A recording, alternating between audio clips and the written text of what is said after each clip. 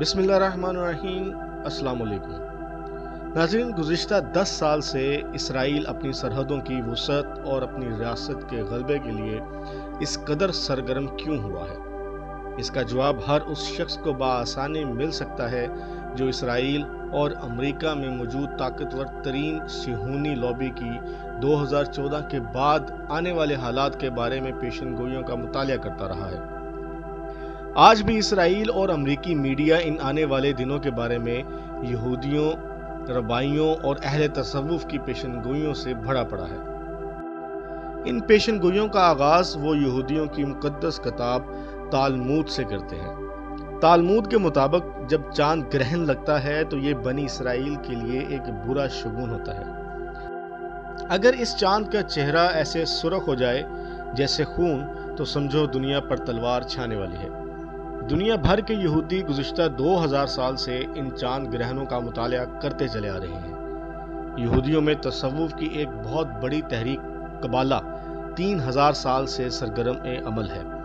مدتوں ان کے ہاں تصوف کا علم زبانی طور پر منتقل کیا جاتا تھا، مگر چند سو سال پہلے ان کے ہاں تصوف کے لٹریچر نے جنم لیا اور اس سلسلے میں 3 کتابیں باہیر، سفر رازیل، ہمالخ اور زہر لکھی گئیں، اور آج بھی یہ سلسلہ تصوف قبالہ کی رہنما تصانیف مانی جاتی ہیں۔ یہودی علم نجوم سے بالکل دور رہتے ہیں، بلکہ اسے حرام قرار دیتے ہیں، مگر چاند اور سورج کے گرہنوں کے دوران زمین پر وقوع پذیر ہونے والی تبدیلیوں کا مطالعہ اپنی مقدس کتابوں کی روشنی میں ضرور کرتے ہیں۔ ان کے نزدیک تاریخ میں جب کبھی 4 خونی چاند گرہن ایک ترتیب میں آئے تو بنی اسرائیل پر ایک آفت ضرور ٹوٹی، مگر اس آفت کے بعد ان کی یقینی فتح ضرور ہوتی ہے۔ یہودیوں نے ایسے بڑے واقعات کی ایک تاریخ مرتب کر رکھی ہے۔ اس سارے عمل کو وہ ایلی یعنی اللہ کی نشانیوں میں سے ایک واضح نشانی جانتے ہیں۔ ان چاند گرہنوں کی اہمیت اس وقت ہوتی ہے جب یہ 4 خونی چاند کسی نہ کسی یہودی مذہب کے دن کے آس پاس ظہور پذیر ہوں۔ یہودی گزشتہ 50 سال سے ایسے 4 خونی چاند گرہنوں کا انتظار کر رہے تھے، اور اسرائیل کے معبودوں میں اس کے لیے مستقل دعائیں اور دیوار گریہ پر عبادت ہو رہی تھی۔ ان میں پہلا خونی چاند گرہن 15 اپریل 2014 کو لگا۔ اس دوران یہودیوں کا مشہور تہوار یدش، جسے انگریزی زبان میں پیس اوور کہتے ہیں، وہ منایا جا رہا تھا۔ یہ تہوار 7 دن تک چلتا ہے۔ اس دوران یہودی ایک مخصوص روٹی پکاتے ہیں اور معبد یعنی دیوار گریہ کے سامنے قربانی کرتے ہیں۔ دوسرا خونی چاند گرہن 8 اکتوبر 2014 کو لگا، اور اس دوران یہودیوں کا مشہور مذہبی دن سکوٹ تھا، جسے انگریزی میں فیسٹ آف ٹیبرنکل کہتے ہیں۔ اس تہوار کے آخر میں ان کا مقدس ترین دن یوم کپور آتا ہے۔ اس دن یہودیوں کی مصر سے صحرائے سینا کی طرف روانگی کی علامت ہے۔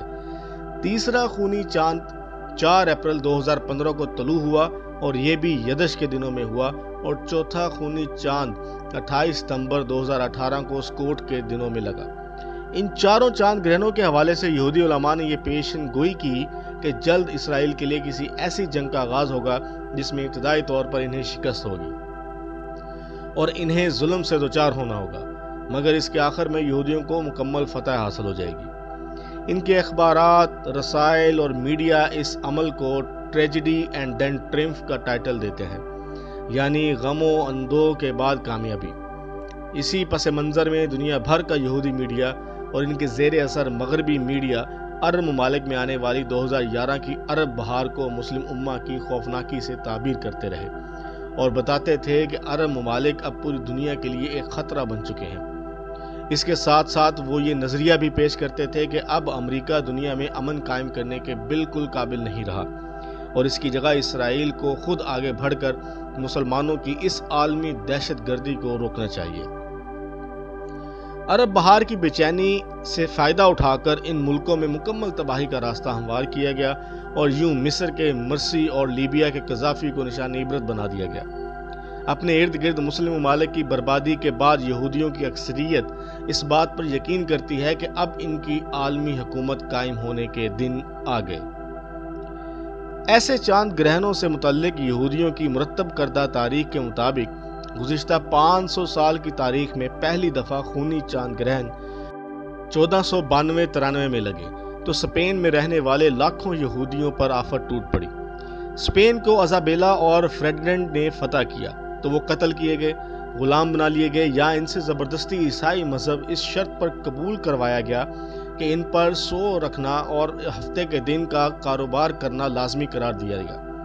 لیکن 1492 میں ہی اسپین کے کولمبس نے ہی امریکہ دریافت کر لیا اور یہودی اس سرزمین کو اپنے لیے ایلی یعنی اللہ کی طرف سے ایک تحفہ اور آئندہ غلبے کا ذریعہ قرار دینے لگے۔ یہودی وہاں جا کر آباد ہو گئے اور آج وہ اس کی سیاست، معیشت اور میڈیا پر مکمل طور پر قابض ہیں۔ دوسری دفعہ ایسے 4 خونی چاند گرہن 1949 سے 50 میں ظہور پذیر ہوئے۔ اسرائیل وجود میں آ چکا تھا اور ڈیوڈ بن گوریان کی حکومت بن چکی تھی۔ اس حکومت کے خلاف 7 عرب ممالک کی افواج متحد ہو کر حملہ آور ہوئی۔ اسرائیل کے پاس صرف ایک ٹینک تھا لیکن قوم پرست عربوں کے پاس 200 ٹینک تھے۔ اسرائیل آج بھی یہ سمجھتے ہیں کہ ایلی نے انہیں ان قوم پرست روس نواز عربوں پر فتح عطا کی۔ تیسری دفعہ یہ 4 خونی چاند گرہن 1967 اور 68 میں طلوع ہوئے۔